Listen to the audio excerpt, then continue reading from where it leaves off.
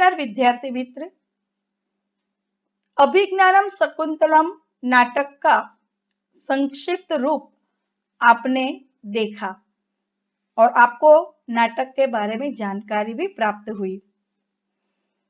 हम जो इकाई पढ़ने जा रहे हैं वह उसी का एक अंश है कि जब दुष्यंत राजा को याद आ जाता है, शकुंतला की याद आती है, सब कुछ याद आ जाता है, उस समय जब वह शकुंतला को ढूंढने के लिए निकलते हैं तो वहां पहुंच जाते हैं जहां पर भरत और शकुंतला रहते हैं और वहां पर उन्हें पता चलता है कि यह जो तेजस्वी बालक है जो सी सावक के बच्चे के साथ खेलता है वह उन्हीं का बेटा है।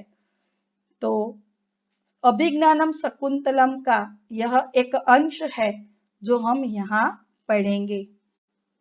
का प्रकार है नाटक और इसमें 4 पात्र है।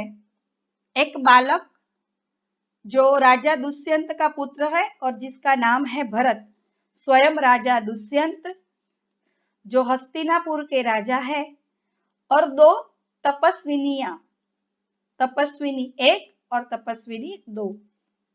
दृश्य, एक बालक सिंह के बच्चे को घसीटते हुए लाता है और 2 तपस्विनियां उसे रोकती है। राजा दुष्यंत पेड़ की ओट से उन्हें देखते हैं। बालक, अरे सिंह, तू अपना मुख खोल, मैं तेरे दांत गिनूंगा। जो बालक भरत है वह कहता है कि अरे ओ सिंह, तू अपना मुख खोल, मैं तेरे दांत गिनूंगा। यहाँ पर सिंह सावक का बच्चा है और भरत उसे कहता है कि तुम अपना मुख खोलो, मैं तुम्हारे दांत गिनना चाहता हूं।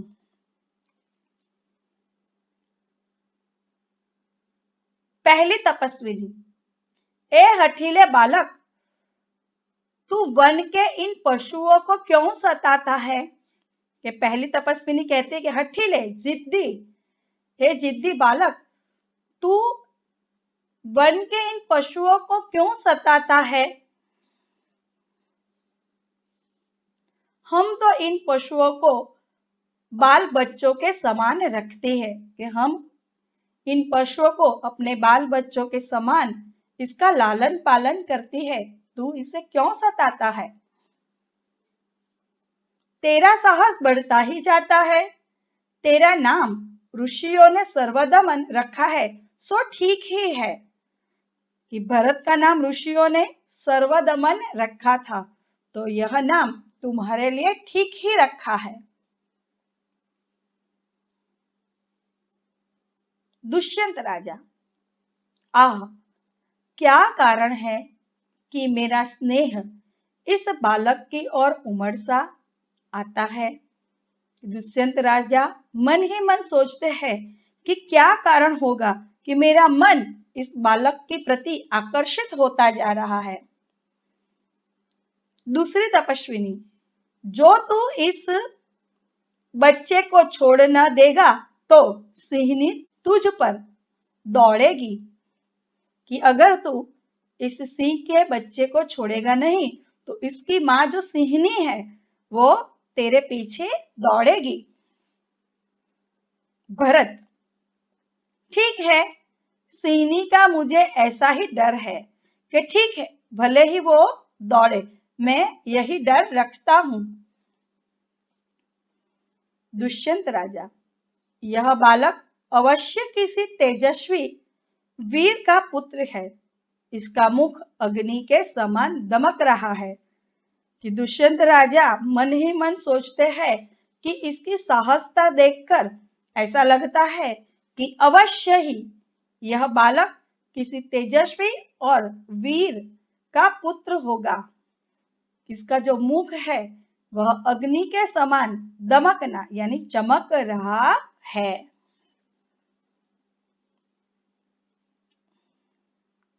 हे प्यारे बालक, सिंह के बच्चे को छोड़ दे, मैं तुझे खिलौना दूंगी। कि पहली तपस्विनी कहती है कि हे प्यारे बालक, तू यह सिंह शावक को, ये सिंह के बच्चे को छोड़ दे, मैं तुम्हें खेलने के लिए खिलौना दूंगी। बालक यानी कि भरत कहता है, पहले खिलौना दे दो, लाओ कहाँ है? बालक कहता है, तुम पहले मुझे खिलौना लाकर दे दो, लाओ कहाँ है? आहा, इसके हाथ में चक्रवर्तियों के लक्षण हैं। कि राजा दुष्यंत फिर सोचते हैं और कहते आहा, कि जब उसने हाथ करके बात की थी तो वह कहते हैं, वो सोचते हैं कि इसके हाथ में जो लकीरें हैं, यह लकीरें, यह एक चक्रवर्ती राजाओं के लक्षण है।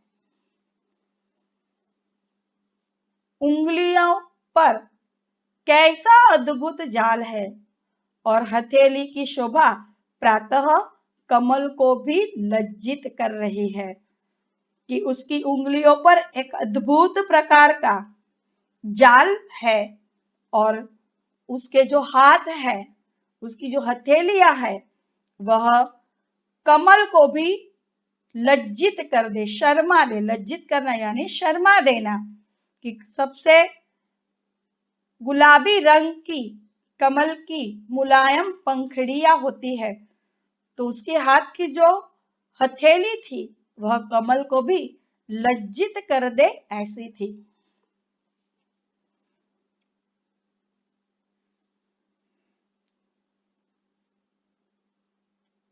दूसरी तपस्विनी, हे सखी शुभ्रता, यह बातों से न मानेगा, जा मेरी कुटिया में ऋषि कुमार के खेलने के लिए मिट्टी का मोर रखा है, उसे ले आ। कि कुटिया यानी झोपड़ी में, कि मेरी झोपड़ी में इस ऋषि कुमार के लिए एक मिट्टी का मोर रखा है, तो तुम जाकर यह लेके आओ। पहली तपस्विनी, मैं अभी लिए आती हूँ। पहली तपस्विनी उत्तर देते हुए कहती है कि हाँ, मैं अभी लेकर आती हूँ। तब तक मैं इसी सिंह के बच्चे के साथ खेलूंगा। सर्वदमन है, भरत है, वह सिंह के बच्चे को छोड़ नहीं रहा है। तब दूसरी तपस्विनी ने कहा कि मेरी कुटिया, मेरी झोपड़ी में एक मिट्टी का मोर रखा हुआ है, तुम जाके लेके आओ और इसे दे दो। पहली तपस्विनी लेने जा रही है और भरत जो बालक है वह कहता है कि ठीक है, जब तक आप मोर लेकर आओगे तब तक मैं यह सिंह के बच्चे के साथ ही खेलूंगा। यह जो सारी वार्तालाप है वह राजा दुष्यंत एक वृक्ष की आड़ में खड़े होकर सब सुनते हैं और मन ही मन वह अपने आप से ही बातें करते हुए इस सुंदर बालक से खेलने को मेरा मन कैसा ललचाता है। कि वह मन ही मन सोचते हैं कि इस सुंदर बालक से खेलने को मेरा मन ललचाता है, लुभाता है।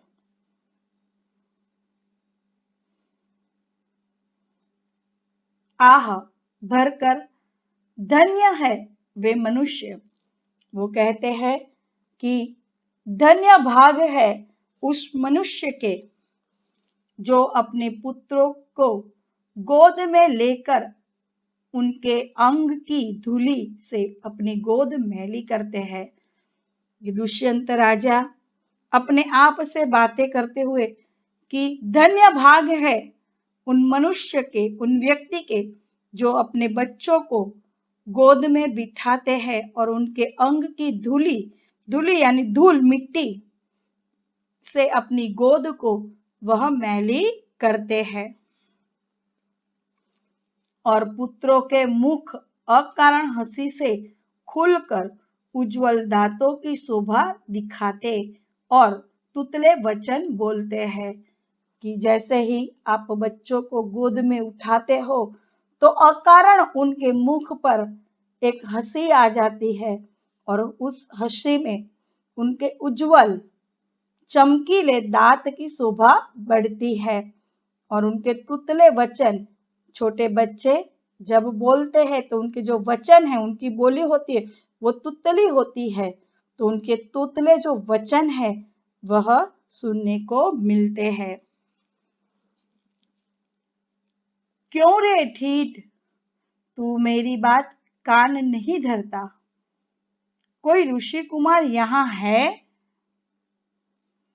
कि आगे तपस्विनी जो है, दूसरी तपस्विनी कहती है, क्यों रे ढीठ हठीले, तू मेरी बात कान नहीं धरता? बात कान न धरना, बात न सुनना, तू मेरी बात नहीं सुनता है।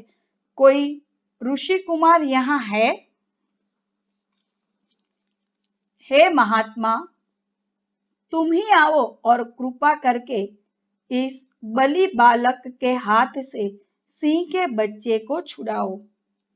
कि दूसरी जो तपस्विनी है वह दुष्यंत राजा से कहती है कि हे महात्मा, तुम आओ और इस बलि यानी कि बलवान बच्चे से सिंह के बच्चे को छुड़ाओ। दुष्यंत राजा कहते हैं अच्छा, और वह भरत के पास जाते हुए, हे ऋषि कुमार, तुमने तपोवन के विरुद्ध यह आचरण क्यों सीखा है? कि दुष्यंत राजा कहते हैं कि तुमने तपोवन यानी कि वन के विरुद्ध में यह आचरण, आचरण का अर्थ होता है व्यवहार, आचरण यानी व्यवहार, कि तपोवन के विरुद्ध यह व्यवहार क्यों सीखा है जिससे तुम्हारे कुल की लाज जाती है? यह तो कोई अच्छी बात नहीं है। उन्होंने बच्चे को समझाते हुए कहा कि तपोवन में तो पशुओं को बच्चों की तरह उनका लालन पालन होता है और तुमने यह तपोवन के विरुद्ध यह आचरण, यह व्यवहार क्यों सीखा है? इससे तो तुम्हारे कुल की, तुम्हारे वंश की लाज जाएगी। दूसरी तपस्विनी, हे बड़भागी, यह ऋषि कुमार नहीं है। बड़भागी, बड़े भाग्य वाला, बड़भागी का अर्थ होता है बड़े भाग्य वाला। के हे बड़भागी, यह ऋषि कुमार नहीं है। सत्य है, उसके काम ही ऐसे साहस के हैं, यह ऋषि कुमार नहीं जान पड़ता, परंतु मैंने तपोवन में वास देख इसे ऋषि कुमार जाना है। कि दुष्यंत राजा ने कहा कि तुम्हारी बात यह सत्य है, सच है, उसके काम ही ऐसे साहस के हैं, यह ऋषि कुमार नहीं जान पड़ता, यह ऋषि कुमार लगता ही नहीं है, परंतु यह तपोवन में वास करता है यानी कि रहता है, इसीलिए मुझे लगा कि यह ऋषि पुत्र है।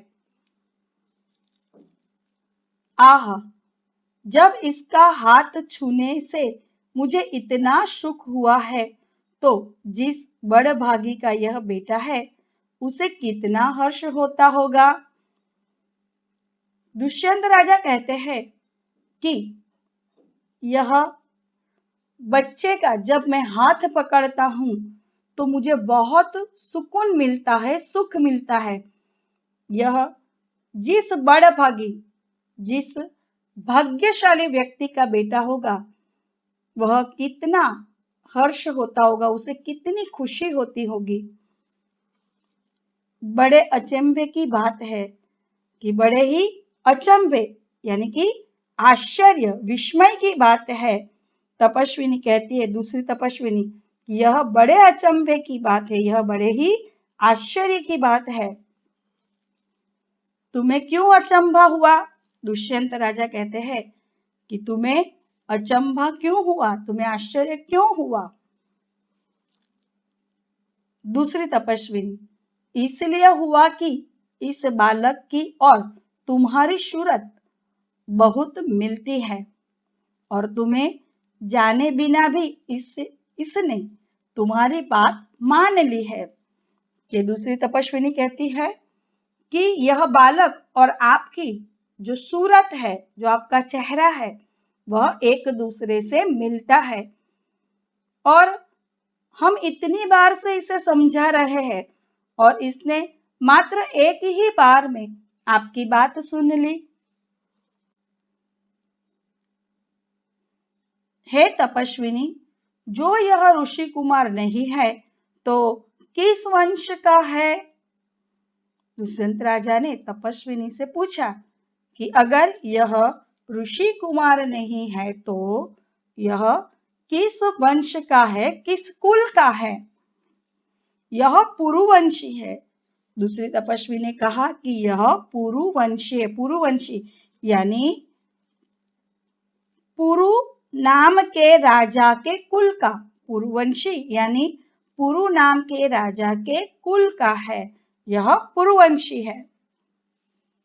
दुष्यंत राजा स्वयं से, इसीलिए इसकी सूरत मुझसे मिलती है। पुरुवंशियों में यह रीति तो निश्चित है कि युवा अवस्था में वे महलों में रहकर पृथ्वी की रक्षा और पालन करते हैं।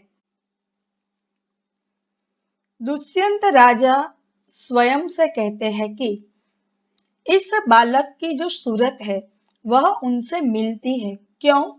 क्योंकि दुष्यंत राजा स्वयं एक पुरुवंशी राजा है और पुरुवंशियों की तो रीति ही है कि वह युवा अवस्था में, जब वह युवा होते हैं तो महलों में रहकर पृथ्वी की रक्षा और पालन करते हैं और जैसे वृद्ध अवस्था आती है तो वृद्ध अवस्था आने पर वन में जितेंद्रिय तपस्वियों के आश्रम में वृक्ष के नीचे कुटी बनाकर रहते हैं।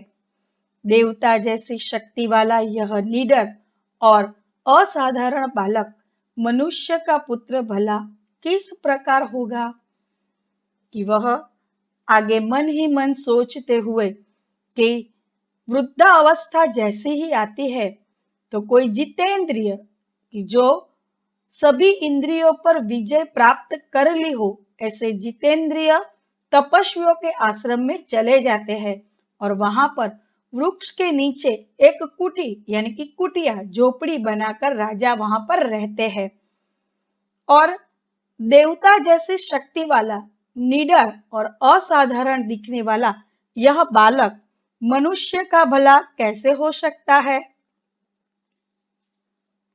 हे परदेसी, तेरा यह संदेह तब मिट जाएगा जब तू जान लेगा कि इस बालक की मां मेनका नामक एक अप्सरा की बेटी है। उसी के प्रताप से इसका जन्म देवपितर के इस तपोवन में हुआ है। कि दूसरी तपस्विनी कहती है कि आपका जो यह संदेह है वह मिट जाएगा जब आप जान लोगे कि यह बालक कौन है। तो यह बालक जो है वह मेनका नामक अप्सरा, अप्सरा यानी कि देवलोक में रहने वाली स्त्री। अप्सरा किसे कहेंगे? देवलोक में रहने वाली स्त्री की बेटी है और उसी के प्रताप से इस तपोवन में यह आया हुआ है, इसका जन्म हुआ है। यह तो बड़े आनंद की बात सुनाई। इससे कुछ और आशा बढ़ी कि मेनका की बेटी का यह पुत्र है। यह बात सुनकर दुष्यंत राजा के मन में अपने खोए हुए बेटे और पत्नी को मिलने की जो आशा थी वह और भी बढ़ने लगी। इसकी माता किस राजसी की पत्नी है? दुष्यंत राजा कि इसकी माता किस राजा की पत्नी है? दूसरी तपस्विनी, जिस राजा ने अपनी विवाहिता स्त्री को बिना अपराध छोड़ दिया है उसका नाम मैं ना लूंगी। तपस्विनी कहती है कि जिस राजा ने अपनी विवाहिता पत्नी को बिना अपराध किए छोड़ दिया है, ऐसे राजा का नाम मैं अपनी जीभा पर कभी नहीं लूंगी। यह कथा तो मुझ पर लगती है, भला अब इस बालक की माँ का नाम पूछूं।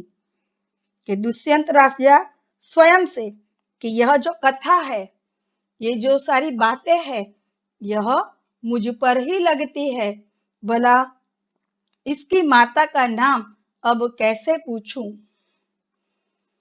है सर्वदमन, यह शकुंत लावण्य देख। कि जो पहली तपस्विनी थी, जो मिट्टी का मोर लेने गई थी, वह मोर लेकर आ गई है और कहने लगी कि हे सर्वदमन, शकुंत लावण्य, पक्षी का सौंदर्य। शकुंत लावण्य यानी कि शकुंत लावण्य का अर्थ है पक्षी का सौंदर्य। यह पक्षी का सौंदर्य देख। कहाँ है शकुंतला मेरी माता। बालक बड़े चाव से देखकर, इधर उधर देखकर कहता है, कहाँ है मेरी माता शकुंतला। दूसरी तपस्विनी हंसती हुई, यहाँ तेरी माता नहीं है, तुम इस नाम से धोखा खा गए सर्वदमन। मैंने तो कहा था कि मिट्टी के मोर को देख। दूसरी तपस्विनी हंसते हुए कहती है कि मैंने तुम्हारी माँ का नाम नहीं पुकारा है, तुम धोखा खा गए। मैंने तो कहा था मिट्टी के मोर को देख। इसकी माँ मेरी ही प्यारी शकुंतला है या इस नाम की कोई दूसरी स्त्री है। दुष्यंत राजा स्वयं से कि इसकी माँ क्या मेरी प्यारी शकुंतला ही है या किसी और स्त्री का यह नाम है। यह वृत्तांत मुझे ऐसे व्याकुल करता है जैसे मृग तृष्णा प्यासे हिरण को व्याकुल करती है। कि दुष्यंत राजा मन ही मन सोचते हुए कि यह वृत्तांत, वृत्तांत का अर्थ होता है वर्णन। वृत्तांत यानी वर्णन या घटना। कि यह घटना मुझे ऐसे व्याकुल करती है कि जैसे मृग तृष्णा, मृग तृष्णा का अर्थ होता है तेज धूप में चमकती रेती को पानी समझना। मृग तृष्णा यानी कि जब तेज धूप होती है तो जो रेती चमकती है तो मानो दूर से ऐसा लगता है कि वहां पानी हो। तो मृग तृष्णा प्यासे हिरण को जैसे व्याकुल करती हो। मुझे यह मोर बहुत अच्छा लगता है। कि बालक भरत कहता है खुश होकर कि मुझे यह मोर जो है वह बहुत ही अच्छा लगता है। खिलौना लेते हुए। ओहो, बालक की बाह से रक्षाबंधन कहाँ गया। पहली तपस्विनी घबराकर के बालक की बाह पर जो रक्षाबंधन था वह कहाँ चला गया। दुष्यंत राजा घबराओ मत, जब यह नाहर से खेल रहा था तब इसके हाथ से गिर गया था, सो वह पड़ा है, मैं उठाकर तुम्हें दे देता हूँ। कि जब वह नाहर, नाहर का अर्थ होता है सिंह या शेर का बच्चा, नाहर का अर्थ होता है सिंह या शेर के बच्चे के साथ जब वह खेल रहा था तब यह रक्षाबंधन है वह गिर गया था और वहां पड़ा है, मैं इसे उठाकर आपको देता हूँ। अरे अरे मत उठाओ इसे, मत छूना। कि पहली तपस्विनी कहती है कि अरे आप इसे मत उठाओ, इसे मत छुओ। ओ, इसने तो उठा ही लिया। दूसरी तपस्विनी कि इन्होंने तो यह रक्षा सूत्र, यह रक्षाबंधन जो है वह उठा ही लिया। यह लो, परंतु यह कहो कि तुमने मुझे इसको उठाने से रोका क्यों था?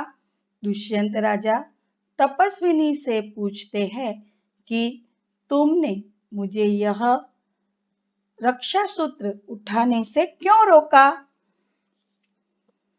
इस रक्षाबंधन का नाम अपराजित है। जिस समय इस बालक का नामकरण हुआ था, तब महात्मा मरीचि के पुत्र कश्यप ने यह धागा दिया था।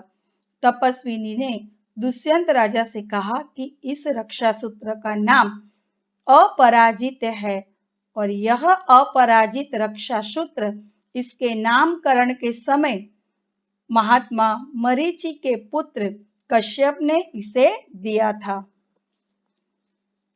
इसका गुण है कि कभी यह धरती पर गिर पड़े तो इस बालक के माता पिता को छोड़कर इसे कोई दूसरा न उठा सके। कि इसका यह गुण है कि अगर बालक के हाथों से यह गिर जाए तो उसके माता पिता के अलावा इसे कोई दूसरा और नहीं उठा सकता।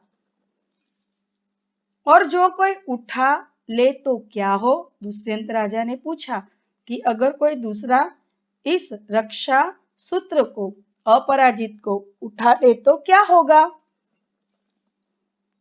तो यह तुरंत सांप बनकर उसे डसता है। तुमने कभी ऐसा होते देखा है? दुष्यंत राजा ने पूछा कि क्या तुमने कभी ऐसा होते हुए देखा है? अनेक बार। तो अब मेरा मनोरथ पूरा हुआ, मैं क्यों ना आनंद मनाऊं? दुष्यंत राजा प्रसन्न होकर मन ही मन कि अब मेरा मनोरथ यानी कि मनोकामना, इच्छा पूर्ण हुई, तो मैं अब क्यों ना आनंद मनाऊं।